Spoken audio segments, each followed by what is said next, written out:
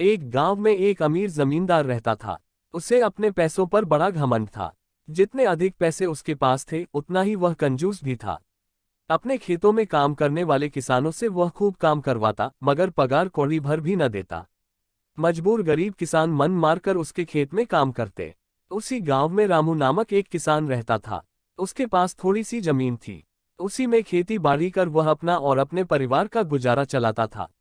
रामू बड़ा मेहनती था। वह दिन भर अपने खेत में काम करता और अपनी मेहनत के दम पर इतनी फसल प्राप्त कर लेता कि अपने परिवार के लिए 2 वक्त की रोटी जुटा सके। गांव के बाकी किसानों के पास रामू के मुकाबले अधिक जमीनें थीं। वे रामू की मेहनत देखकर हैरान होते कि कैसे इतनी सी जमीन में वह इतनी फसल उगा लेता है। एक साल गांव में भयंकर सूखा पड़ा। बिना बारिश के खेत खलिहान सूखने लगे। गरीब किसानों के पास सिंचाई की कोई व्यवस्था न थी। वे सिंचाई के लिए बारिश पर ही निर्भर थे, इसलिए उनकी सारी फसल बर्बाद हो गई। रामू के साथ भी यही हुआ। अपने छोटे से खेत में वह किसी तरह अपने परिवार का पालन पोषण कर रहा था। अब उनके सामने भूखों मरने की नौबत आ गई।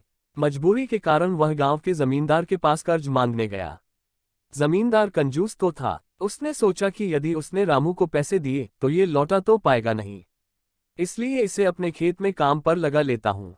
मेहनती तो ये है ही और मजबूर भी। कम पैसों में दुगुनी मेहनत करवाऊंगा। उसने रामू से कहा, देख रामू, मैं तुझे कर्ज तो दे नहीं सकता, लेकिन तेरी इतनी मदद कर सकता हूँ कि तुझे अपने खेत में काम पर रख लूँ। तुझे महीने के 1000 रुपये दे दिया करूंगा। पर मालिक, दूसरे किसान तो 2000 पाते हैं। रामू बोला, करना है तो कर, वरना मेरे पास किसानों की कमी नहीं।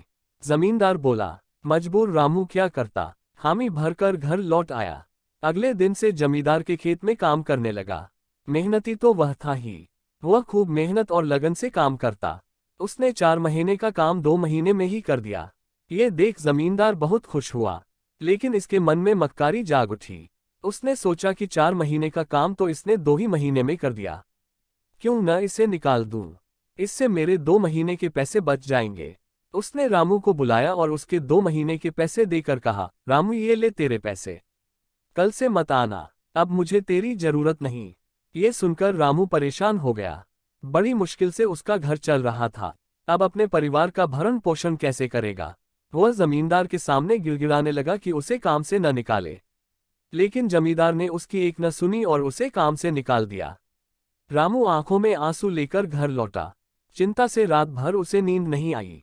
सुबह उठकर उसने फैसला किया कि वह फिर से जमींदार के पास जाएगा और उससे विनती करेगा कि उसे वापस काम पर रख ले। वह जमींदार के घर के सामने जाकर बैठ गया। सुबह उठकर जाट जमींदार अपने घर से बाहर निकला तो रामू को घर के सामने बैठा हुआ देखा। उसने रामू से पूछा, क्या हुआ रामू, क्यों आया है। रामू जमींदार की पैरों पर गिर पड़ा और गिड़गिड़ाते हुए बोला, मुझ पर दया कीजिए मालिक, मुझे काम पर रख लीजिए, मेरा परिवार भूखा मर जाएगा। जमींदार ने उसकी एक न सुनी और उसे धक्के मार के वहां से निकाल दिया। रामू उस समय तो वहां से चला गया, लेकिन अगली सुबह फिर सेठ के घर के सामने जाकर बैठ गया। जमींदार ने उसे फिर बुरा भला कहकर भगा दिया। अब से रोज यही क्रम चलने लगा।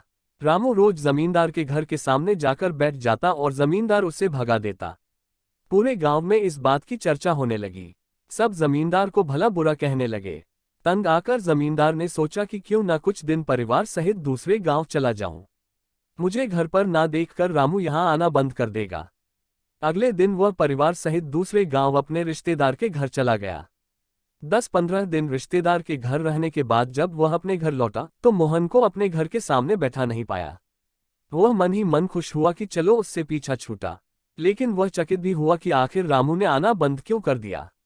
उसने गांव वालों को बुलाकर पूछा तो पता चला कि रामू घायल है और अपने घर पर पड़ा हुआ है। जमींदार ने पूछा, क्या हुआ उससे। एक जमींदार ने कहा, मालिक, आज जब दूसरे गांव चले गए थे तब भी रामू आपके घर के सामने बैठा रहता था। एक दिन आपका खाली घर देखकर कुछ चोर चोरी करने के इरादे से आपके घर में घुसे, लेकिन वे रामू की नजर में आ गए। रामू अपनी जान की परवाह न कर उनसे उलझ गया और उन्हें भगा दिया। उनके बीच हुई हाथ पाई के कारण रामू घायल हो गया। ये जानकर जमींदार को खुद पर शर्माने लगी कि उसने रामू के साथ कितना बुरा किया, लेकिन इसके बाद भी रामू उसके घर चोरी होने से बचाने के लिए चोरों से उलझ गया। वह पछताने लगा। उसने रामू के घर जाने का फैसला किया। वह रामू के घर पहुंचा तो देखा कि रामू बड़ी दयनीय अवस्था में चारपाई पर पड़ा हुआ है। उसके बच्चे भूख से बिलख रहे हैं। ये देख जमींदार का दिल भर आया। उसने रामू से अपने किए की माफी मांगी, उसका इलाज करवाया और ठीक होने के बाद अच्छी पगार के साथ उसे फिर से काम पर रख लिया।